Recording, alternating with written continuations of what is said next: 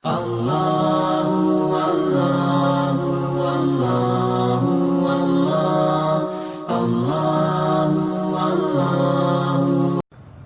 sikap kita ya tatkala kita mendengar berita tentang wabah corona yang sudah tersebar ke sana sini, dan kita memuji Allah Subhanahu wa taala, alhamdulillah sampai sekarang belum ada ya terbukti seorang pun dari Indonesia yang positif terkena penyakit corona, meskipun pihak WHO tidak percaya ya. Tapi intinya alhamdulillah. Kalaupun ada nanti ya pemerintah bisa menjalani apa yang harus dikerjakan oleh pemerintah ya. Tetapi alhamdulillah sampai sekarang belum ada tanda-tanda positif. Sementara kita dengar di negara-negara lain sudah ada. Ya, di Cina sudah puluhan ribu yang positif terkena penyakit tersebut, dan laporan resmi mereka 1000 sekian sudah meninggal dunia. Allah alam, 1000 atau nolnya ditambah 1 lagi, ya Allah alam. Pokoknya sudah banyak yang meninggal dunia. Ini kita bersyukur kepada Allah, Allah masih melindungi kita. Baik. Adapun bagaimana cara kita ya menghadapi atau kita bisa selamat daripada penyakit corona ini kalaupun sampai masuk Indonesia, semoga tidak masuk ke Indonesia ya. Yang pertama, hadirin hadirat Allah Subhanahu wa taala, kita harus yakin penuh dengan keyakinan bahwasanya semuanya dengan izin Allah Subhanahu wa taala. Kalaupun menimpa kita, maka itu dengan takdir Allah Subhanahu wa taala. Kalaupun menimpa kita, maka kita hadapi dengan apa? Dengan sabar. Dengan sabar ya. Maka kalau kita bersabar tatkala terkena penyakit apapun, mau corona atau sekarang yang sedang ditimpa kanker atau penyakit-penyakit yang lainnya ya, kita katakan kematian tetap datang kepada kita. Ta'addadatil asbabu wal mautu wahid.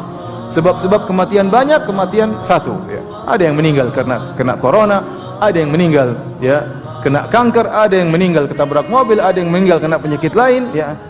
Tetapi bagaimana sikap kita tatkala terkena musibah? Kita sabar, kita meyakini ya, kun lan yusibana illa ma katabahu Allahu lana ya. Katakanlah bahwasanya tidak ada yang menimpa kita kecuali apa yang telah Allah takdirkan kepada kita. Meskipun kita sudah berusaha menghindar, kalau memang Allah takdirkan kena, akan kena. Alam tara ila alladziina kharaju min diyarihim wa hum ulufun hadaral maut faqala lahumullahu mutu tsumma ahyahum. Kata Allah Subhanahu wa taala, tidakkah kau lihat kepada orang-orang Bani Israel di zaman dahulu, mereka keluar dari negeri mereka karena takut mati. Sebagian ahli tafsir mengatakan ada wabah menimpa negeri mereka. Kemudian mereka keluar takut mati, mereka keluar meninggalkan negeri tersebut. Tiba-tiba Allah mengatakan, mutu, matilah kalian. Mereka sudah pergi menjauh negeri mereka, sudah tempat di lembah, tiba-tiba Allah matikan mereka. Apakah mati karena wabah ataukah mati karena sebab yang lainnya? Yang jelas kita semua akan meninggal dunia. Kalaupun terkena musibah tersebut, maka kita bersabar. Kemudian yang kedua, perbanyak berdoa kepada Allah Subhanahu wa taala.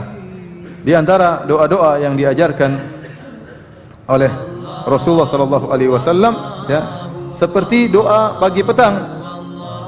Bismillahilladzi la yadhurru ma'asmihi syai'un fil ardi wala fis sama' wa huwa samiul alim. 3 kali kita baca pagi dan petang. Dengan nama Allah ya, yang suatu pun tidak bisa memberi kemudaratan, suatu di langit maupun di bumi. Kalau kita sebut nama Allah tersebut, wa huwa samiul alim, dan dia Maha mendengar lagi Maha mengetahui. Kita ucapkan dengan penuh keyakinan. Kalau biasanya kita hanya baca lalu begitu saja tanpa kita hayati, maka hendaknya tatkala kita sudah terdengar virus tersebut tersebar, maka kita lebih konsentrasi membaca doa ini.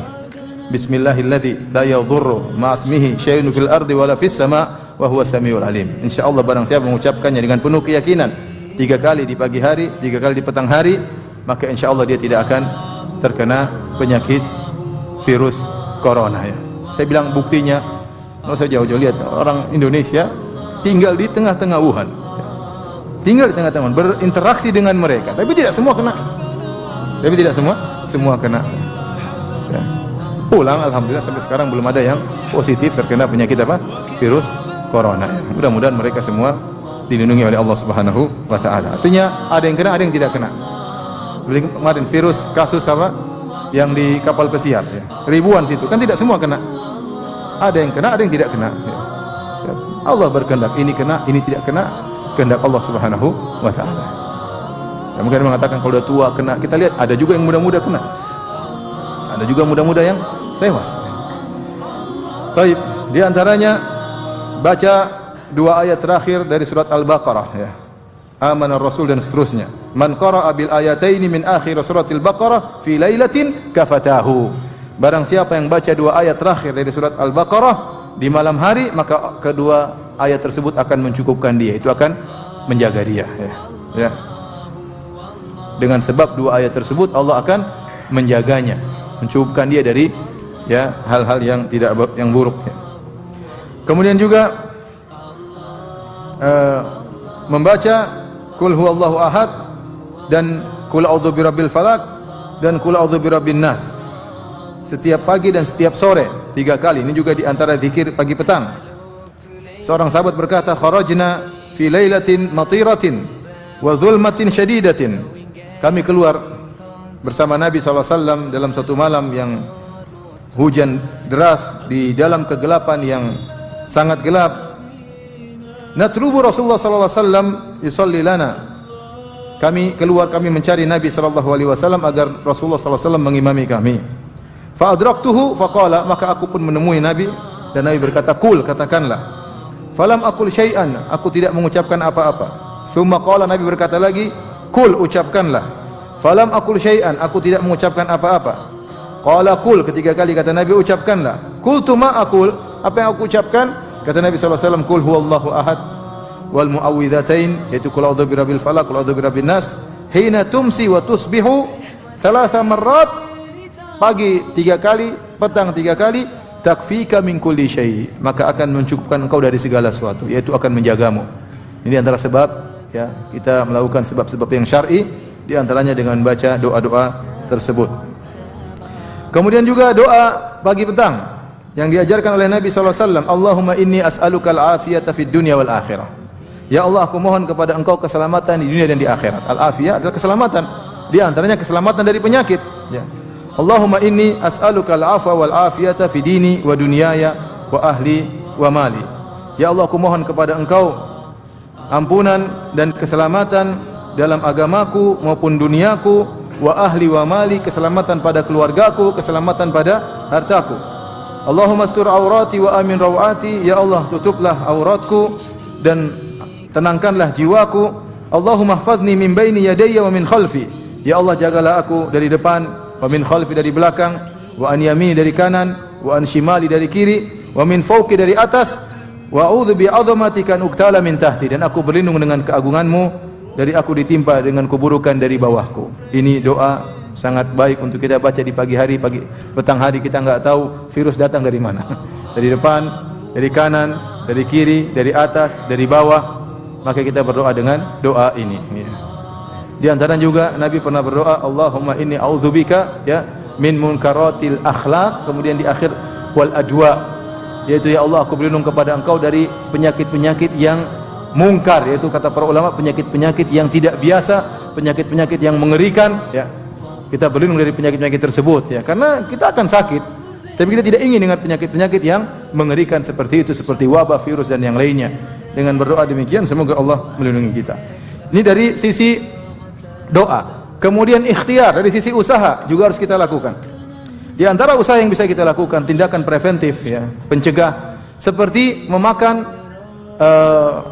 korma ajwa 7 butir tiap pagi ya. Tapi ini susah, antum mencari di mana korma ajwa. Saya terus terang waktu mau pergi ke Singapura, saya makan korma ajwa 7. Ya, usaha ya. Usaha, semoga Allah melindungi saya ya. Karena ya bagaimanapun ya ini repot juga pergi ke suatu daerah yang di situ virus apa? Tersebar ya. Nabi SAW bersabda, atau Sa'ad bin Abi Waqqas berkata, sami'tu Rasulullah SAW yaqul, aku mendengar Rasulullah SAW bersabda, man tasabbaha sab'ata maratin ajwah lam yadhurruhu dzalikal yauma summun wala sihrun. Barang siapa yang di pagi hari makan korma ajwa 7 butir, maka pada hari tersebut dia tidak akan ditimpa dengan racun maupun sihir. Di antaranya racun virus. Ya. Dengan 7 butir korma ajwa, bismillah dia makan, ya insyaallah dilindungi oleh Allah Subhanahu wa taala. Ini salah satu dalil tentang tindakan preventif. Oleh karena Syekh bin Baz rahimahullah taala tatkala mensyarah hadis ini, beliau mengatakan ini bukti bahwasanya Islam mengajarkan tindakan preventif. Ya, oleh karena tidak mengapa misalnya kita ingin pergi suatu tempat, situ ada tersebar virus tertentu. Kemudian kita melakukan apa? Tat'im atau apa namanya? Suntikan ya. Apa namanya istilah Indonesia? Vaksin ya. Suntik vaksin dalam rangka untuk mencegah, maka tidak ada masalah. Ini diperbolehkan karena Islam membolehkan tindakan preventif atau tindakan pencegahan ya. Kemudian juga ya di antaranya tadi kita melakukan tindakan jangan mendatangi lokasi tersebut. Jangan mendatangi lokasi tersebut. Bukan karena kita takut mati, bukan. Tetapi karena itu perintah Nabi sallallahu alaihi wasallam. Nabi yang menyuruh kita untuk berusaha. Idza sami'tum bihi bi ardin fala taqdumu 'alaiha. Kalau kalian mendengar ada wabah di suatu tempat, maka jangan datang ke situ. Jangan datang ke situ. Maka kita jangan di situ, ya, jangan di situ. Apalagi kalau kemudian pemerintah sudah mengatakan jangan ke situ, sudah menutup pintu untuk ke sana, maka jangan ke sana ya. Karena itu adalah bentuk usaha kita menghindar dari penyakit tersebut. Kemudian juga kita berusaha menjalankan sunnah-sunnah Nabi sallallahu alaihi wasallam, terutama yang berkaitan dengan kebersihan. Dan saya tidak tahu ada suatu agama yang benar-benar perhatian terhadap kebersihan seperti Islam. Ya, seperti Islam. Bagaimana Islam memerintahkan untuk membersihkan najis ya. Sampai Allah mengatakan innallaha yuhibbut tawwabin wa yuhibbul mutatahhirin. Allah mencintai orang-orang yang bersuci. Islam mengajarkan cebok, Islam mengajarkan istinja ya. Karena itu sumber dari penyakit kotoran-kotoran tersebut. Kemudian Islam mengajarkan wudu ya. Sehari 5 kali minimal wudu ya. Kemudian wudu dengan luar biasa dengan mencuci wajah ya. Saya baru nonton di YouTube ada profesor berbicara tentang virus corona. Dia berkata, ya itu virus menurut dia tidak tersebar melalui udara ya. Itu menurut dia. Tapi dia bilang kalau seorang bersin kemudian tertempel, kemudian kita pegang bersin tersebut, kemudian kita sapu wajah kita, maka itu virus bisa kena. Tapi ya kalau kita berwudu ya, maka bisa hilang virus tersebut dari tubuh kita. Terutama tubuh bagian tubuh yang sering kena udara. Bagian tubuh yang sering kena udara itulah anggota wudu ya. Wajah, kenapa? Telinga, tangan, kaki. Inilah bagian tubuh yang sering keluar dan sering berinteraksi dengan apa? Udara. Seandainya virus tersebut ternyata bisa tersebar melalui udara, kemudian nempel di tubuh kita, alhamdulillah kita bisa membersihkan dengan berwudu. Bahkan kemarin saya juga nonton ada cara bercuci tangan yang benar. Caranya begini, kemudian sela-sela jari yang sama dengan cara kita apa? Berwudu. Ya. Kita disunahkan tatkala berwudu wa khalil baina asabi'. Hendaknya kau menyela-nyela apa? Jari tangan, jari kaki 5 kali sehari. Kita lakukan dan itu insyaallah sebab untuk menghilangkan virus meskipun mungkin sudah menempel pada tubuh kita. Kemudian juga Nabi SAW melarang buang hajat tempat-tempat sembarangan ya. Nabi SAW mengatakan ittaqul la'anain ya. Ya, hindarilah ya, 2 laknatan ya. Apa itu 2 sebab yang membuat orang terlaknat atau 2 orang yang terlaknat? Alladzi yatakhalla fi tariqin nas wa dhillihim.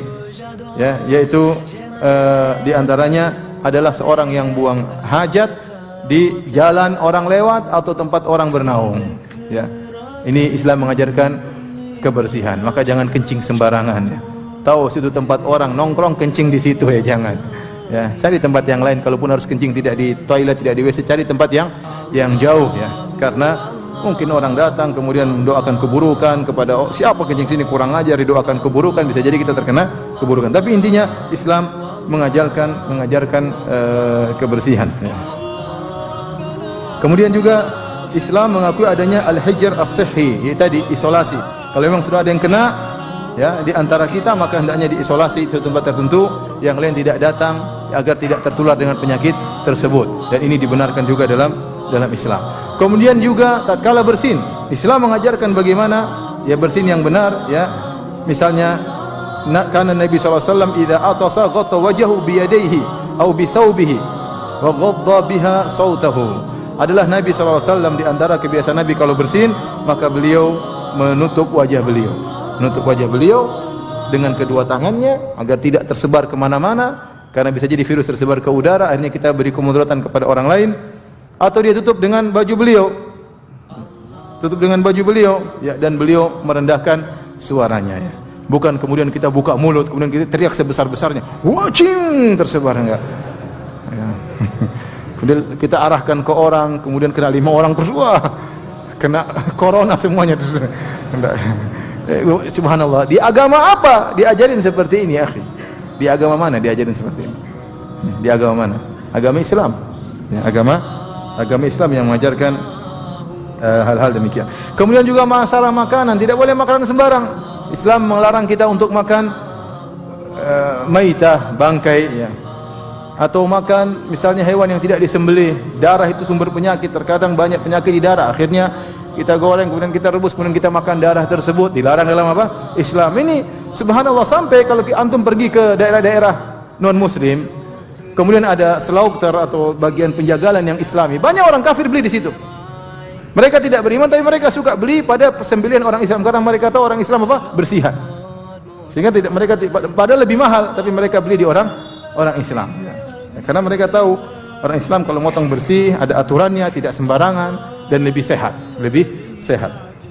Contoh juga Islam mengharamkan untuk makan jalalah. Jalalah itu adalah hewan yang makan kotoran. Kalaupun dia sudah makan kotoran, harus dipuasakan dulu.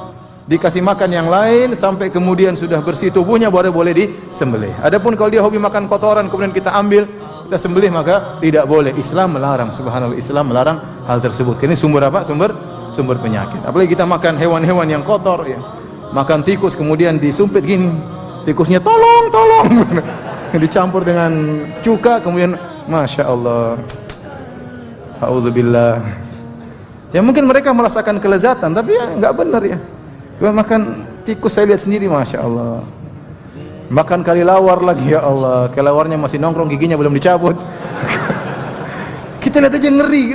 Makan, nggak tahu dia makan apa, hinggap di mana, kemudian kotornya kayak apa. Islam tidak mengajarkan demikian, ya. Mungkin ada kelezatan mereka rasakan, mungkin. Tetapi Islam mengajarkan apa? Kebersihannya.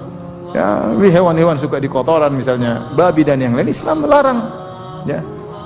Kan babi terkadang menimbulkan penyakit macam-macam. Intinya Islam melarang hal tersebut, dan itu tidak antum dapatkan, ya, dalam agama-agama yang lain. Oleh karena Islam mengajarkan bagaimana aturan agar seorang bisa bersih dan terhindar dari berbagai macam penyakit. Yang ini semua kejadian membuat kita semakin beriman kepada Allah Subhanahu wa taala. Di antara hikmahnya kejadian ini membuat kita semakin beriman dengan sunnah-sunnah Rasulullah sallallahu alaihi wasallam. Demikian saja, semoga Allah Subhanahu wa taala menjaga kaum muslimin, menjaga negeri kita dari wabah, ya, dari virus, ya. Semoga saudara-saudara kita yang terkena penyakit bisa segera disembuhkan oleh Allah Subhanahu wa taala, dan semoga mereka orang-orang non muslim, orang kafir terkena virus tersebut bisa sadar dan beriman kembali kepada Tuhan Rabbul Alamin.